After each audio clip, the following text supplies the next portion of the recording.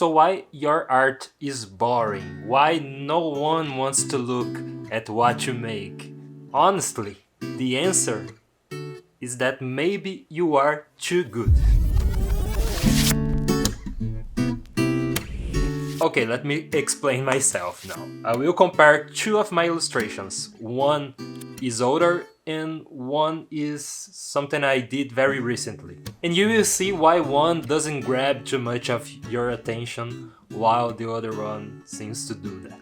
So this is the older one, which I actually like this illustration, but if you notice, my perspective is very correct and my shadows are even calculated. I used calculations to do these shadows. They are physically correct. And my shadows and colors and my forms are all very cohesive. So it looks pretty cool. Why am I complaining about this?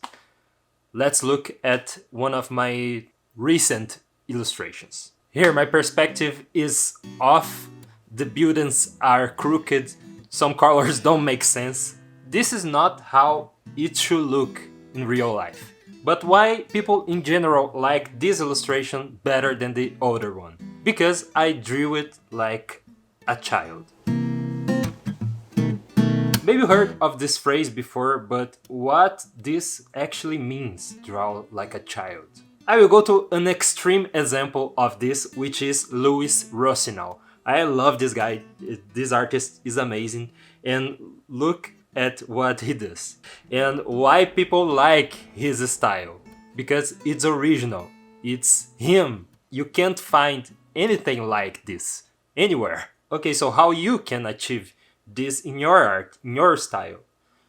Well, you have to let it go. When I didn't use shift to make a straight line, or I didn't try to draw the correct anatomy of my characters, when I stopped using colors that were too close to reality, I started to draw like a child. But what if you like to do realistic illustrations? You can also draw like a child. Here's another example.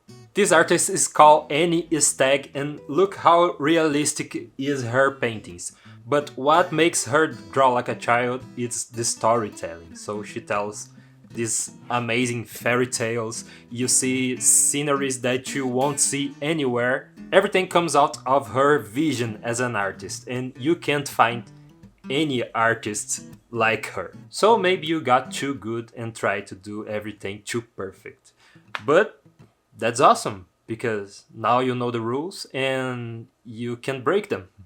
And this also can answer other question, which is, what is my style?